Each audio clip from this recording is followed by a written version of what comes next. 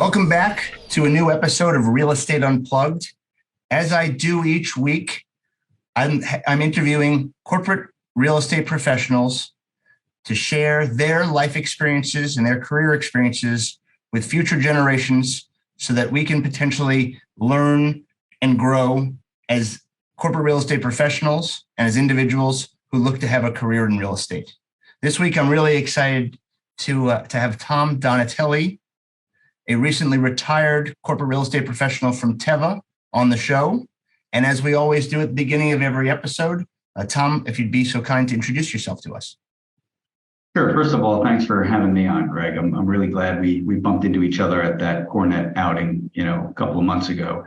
And thanks for the opportunity to be on your podcast. So I'm Tom Donatelli. I am recently retired from Teva Pharmaceuticals, although Greg, so graciously said earlier, I look too young to be retired, which I hope is true. But either way, I'm just taking a couple of months off and I'll be dipping my toe back in the water soon.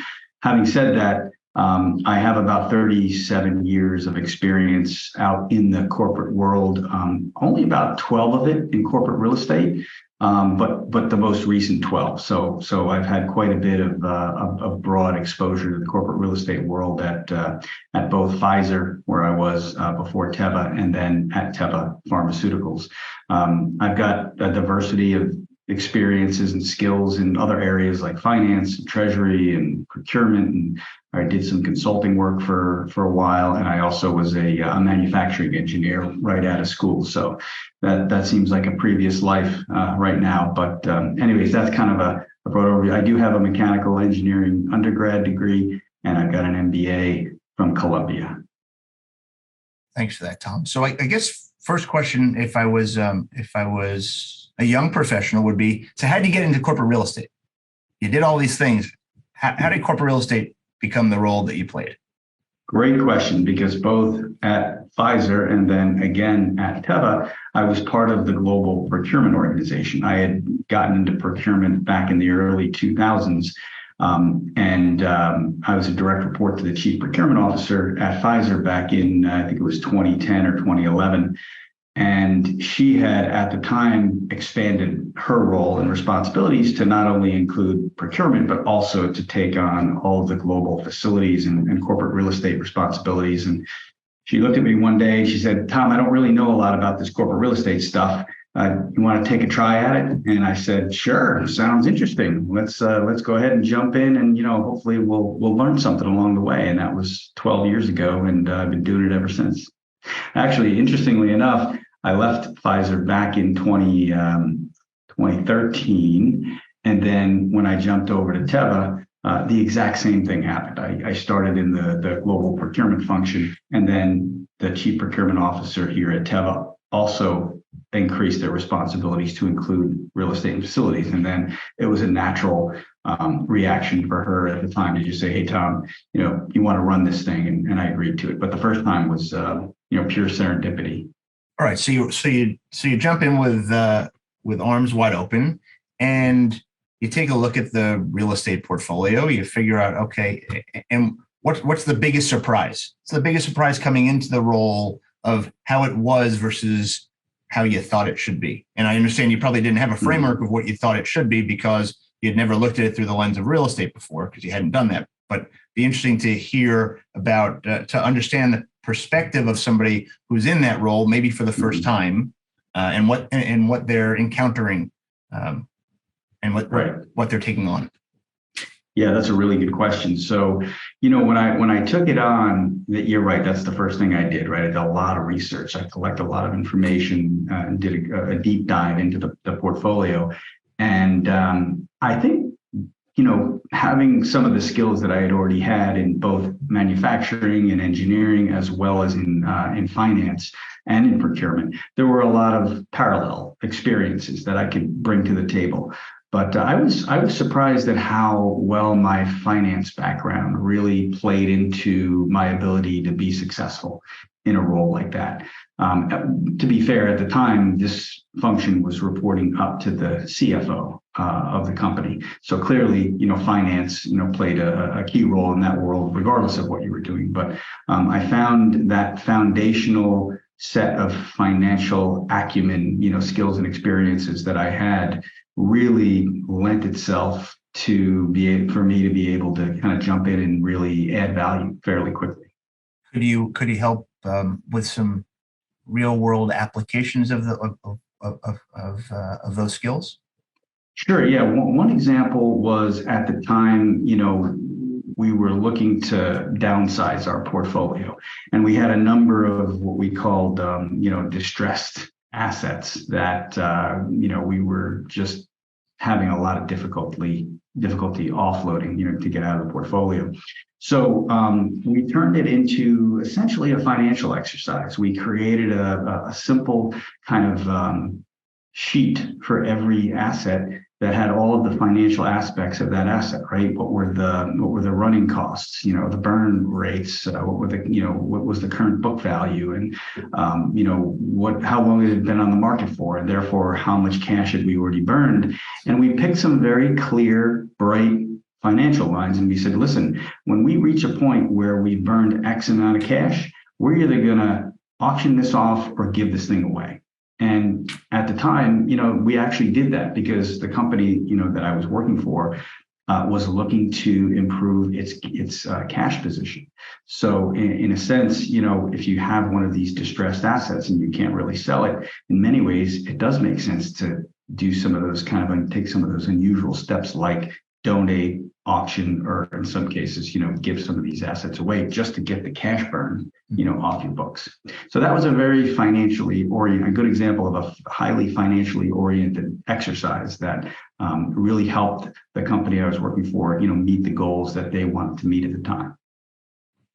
So then you start getting more and more comfortable in the position, and presumably at some point you are tasked with hiring some people to help grow because your responsibility, because you can't, imagine a portfolio of that size, and we haven't even talked how many million square feet, but I can imagine it was sizable. Again,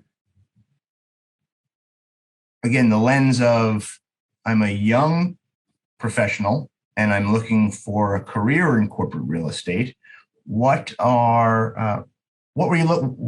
do you think you were looking for, or what are some of those attributes that really resonated with you when looking to build your team?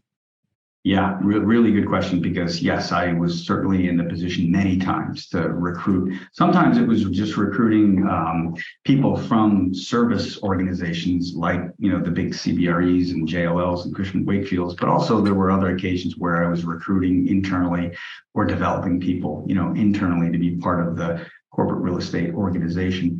And I take this approach regardless of the function I'm in. I did the same thing in the procurement function when I was in that function.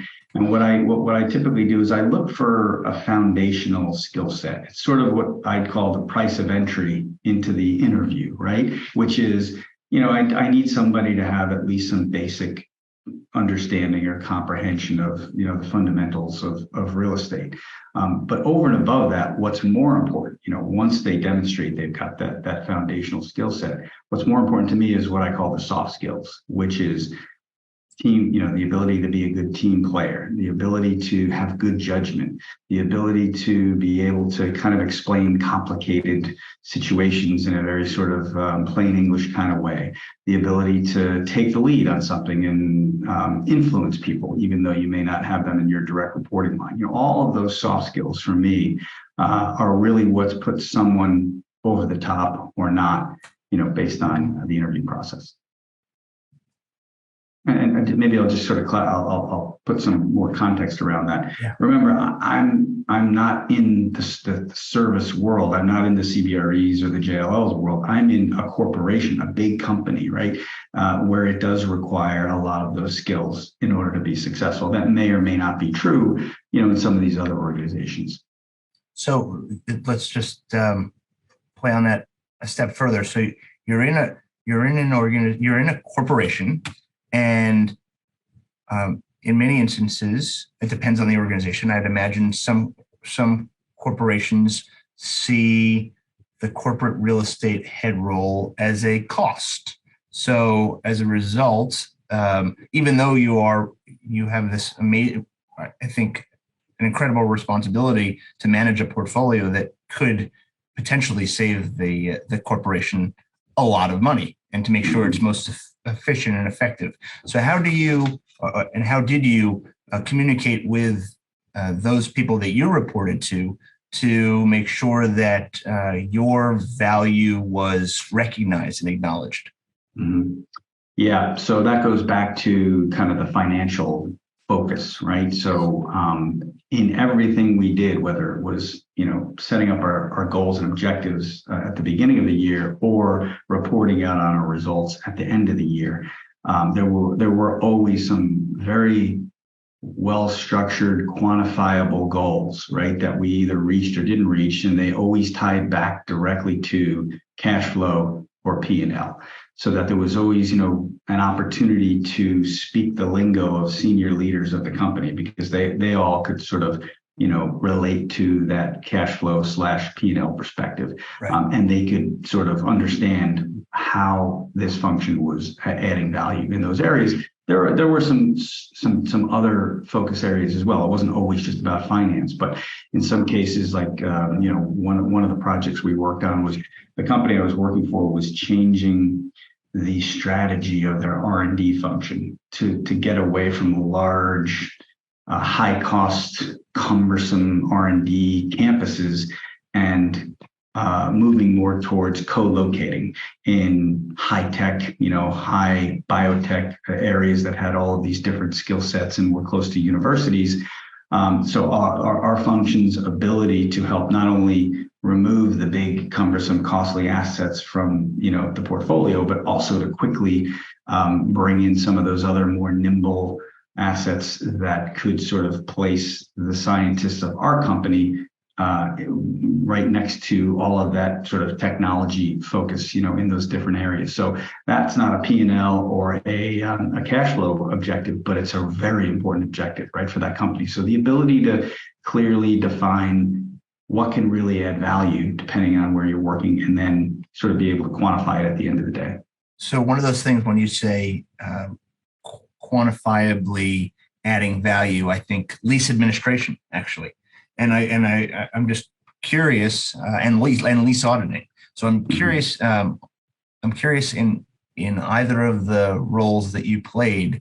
Were those done as best they could before you came on, and did you incorporate those strategies in your roles to be able to enhance the portfolio? Yeah, in both cases. Let's just say the lease administration database and process was in need of focus in both cases. And in both cases, the corporate real estate team, we drove a lot of effort into improving the quality of the data and the quality of the process around it, so that we could credibly stand in front of our senior leaders with information that not only was important, but also matched the reality of what was happening on the ground. Yep. We needed to have that credibility. We needed to have the data accurate enough on a regular basis. And that was a very important objective. And it took a significant amount of time and effort to bring those two solutions up to where they needed to be in both cases. I find a lot of conversations I have with corporations that don't necessarily have a real estate head, that's an area where I'll call some low hanging fruit. Mm-hmm. I could definitely see why, because it does require a laser-like focus over a long period of time in order to ensure that whole sort of process around lease administration is looked after. Because if you don't have a senior person focused on that, it's just not going to happen. If we change direction for a bit, and we're talking about being held accountable, I would imagine nobody's without making some mistakes along the way, especially I'd imagine as you started on that path in corporate real estate, you may have come across a couple of obstacles, and it'd be interesting. And I always, whenever I make mistakes, I say I take away from it a positive experience because I learned from it. That's a long way of saying it. So could you share with us a few mistakes that you have made and what you've learned from them? Sure. You know, one of the bigger mistakes that I was involved in was connected to an IFM project, integrated facilities management. So the company I was working for had recently outsourced all of its facilities services to a service provider. And, you know, it was a very large, complex, high cost outsourcing, you know, over $100 million, 86 different sites, and not just office locations. There were plants, R&D labs, distribution centers, et cetera. So it became obvious about a year in that things just weren't working in some pretty significant ways.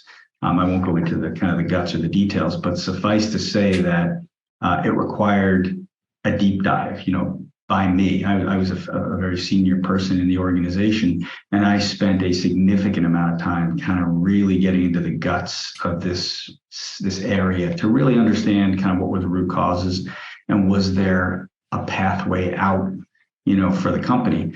And so the mistake was making some assumptions up front about whether or not, you know, this solution would or could work for our company, and being too optimistic and too, I don't know, we had the rose-colored glasses on, right? Everything was going to be wonderful, and we were going to deliver all these cost savings, but we left out some key details. And so at the end of the day, that was the mistake, right?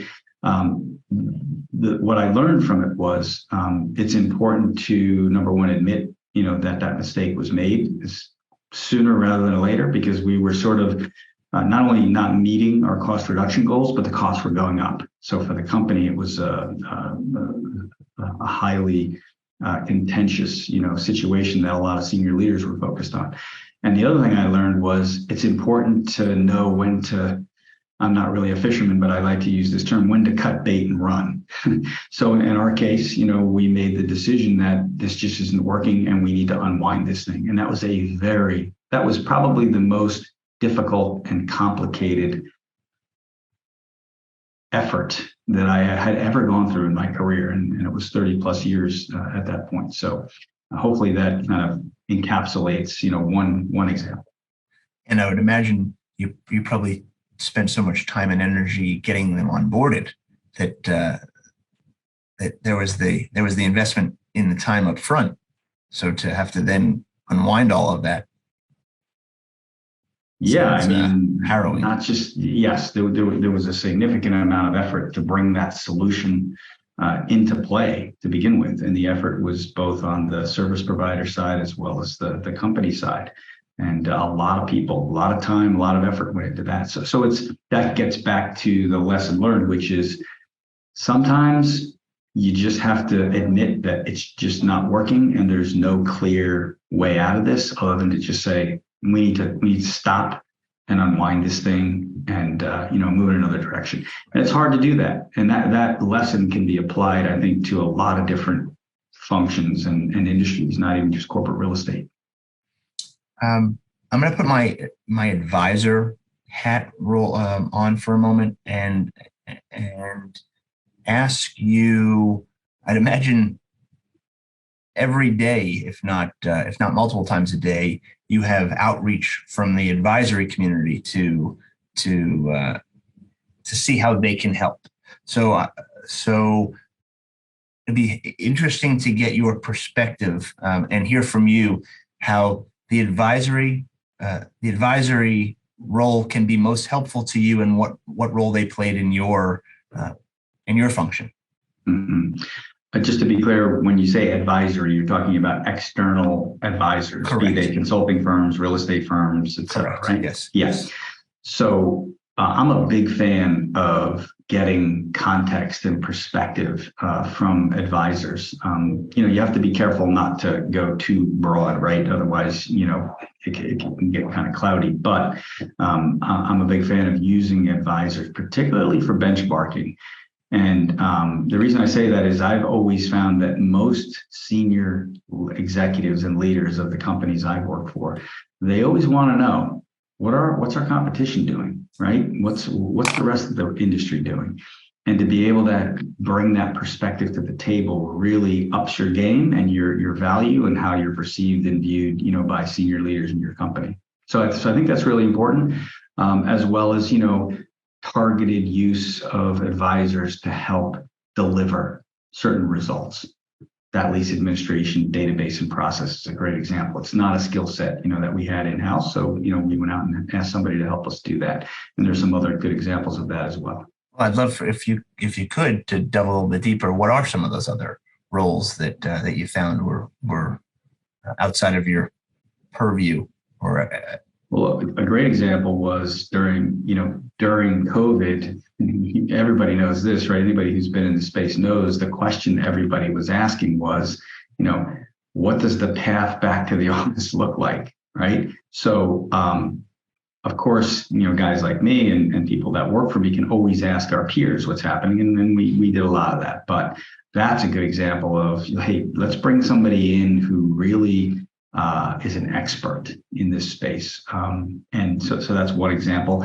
Delivering an IFN solution. In our case, it didn't work out, but in any case, that's usually a significantly large and complicated activity that it really makes sense to bring in some help, right, to make that happen, particularly help from somebody who's done it before in the context and situation that you're in. So those are a couple of examples. And I'll put you on the hot seat here. I asked the question before we started, which was if you were somebody listening right now who was a corporate real estate professional working for a company, what are the things that are you're a week, 2 weeks out of the role? What were some of the things? I hate saying keep you up at night, but what are those things that are like top of the issues list right now? And I'm asking you to paint a little bit of a broad picture because I understand that it's somewhat industry specific. But what are some of those things that if you're at a CoreNet event and it's only corporate real estate heads who are sitting around at the table, they're talking about what they're dealing with right now. What are the struggles that they're having?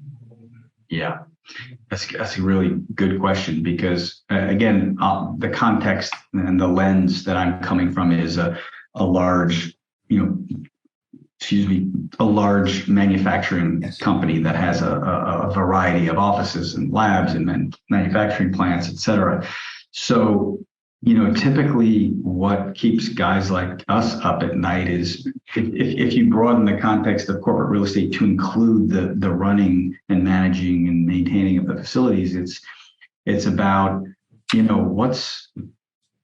what risks do we have out there in terms of security and, environmental issues and other, areas that really can derail, a company, right? Those are the kinds of things, environmental spills, security issues, those are typically the things that really keep me up, versus, kind of the straight up working on the portfolio strategy and delivering on transactions. I think they tend to be a little bit more straightforward and less stressful, unless you're working on a very, large transaction. We had a pretty significant effort at my most recent company to put a corporate headquarters in place in another country. So delivering that result, where the CEO and, some very, very senior players are going to sit inside of that headquarters along with another, 1,500 people, being able to make sure on a day-to-day basis that gets delivered and is delivered in a way that people are happy with. Those are the kinds of things that keep you up at night, right? Yep. understand that. It's a lot on your shoulders. Yeah. Especially being outside from another country. Yeah, in the case of that headquarters, the CEO was intimately involved in making decisions about the space and the color schemes and the carpet and the ceilings and the layouts and everything else. So, those, when you're that close to the top, it can get pretty stressful. Yep. But also a great opportunity to get exposure to someone who might not necessarily appreciate all of the value that you bring in your role. Exactly. Good example. Well, we've covered a lot. I learned before we turned the play on that you're a big fan of movies. Mm-hmm. So maybe you share with us one of your maybe favorite top three movies that you've seen multiple times. Yeah, I like a wide variety of movies, but I'm a pretty good sci-fi, or call it more sci-fi fan. And I love that movie Interstellar with Matthew McConaughey. I'm not sure if you've ever seen it. I haven't. No. That whole idea of, there's some time travel that goes on in there in some weird ways. And so I really love that movie and those kinds of movies. But I love some of the older movies. The Godfather movies for me are just classics. And my absolute favorite movie of all time is a movie called Cool Hand Luke. Sure. A lot of people don't know it, but Paul Newman was in it. I think it was filmed back in the 50s or 60s. But I just love the group dynamics that happen in that situation. It's just fascinating to me, and how all of those guys, their attitudes towards each other change over time. I'm sort of fascinated with those kinds of group dynamics. And I think that applies well in the corporate world. Right. A good time. That's a good tie-in. That was a good segue. Yeah. I didn't intend it that way. I know you didn't. It worked. Even better. Even better. Exactly. Well, Tom, thank you so much for taking the time, sharing with us some of your experiences and your insight. For those listening, this has been another episode of Real Estate Unplugged with your hosts, Greg Cohen and Tom Donatelli. And until next time, and we'll see you then. Tom, thanks so much for your time. Thanks for having me, Greg. Take care.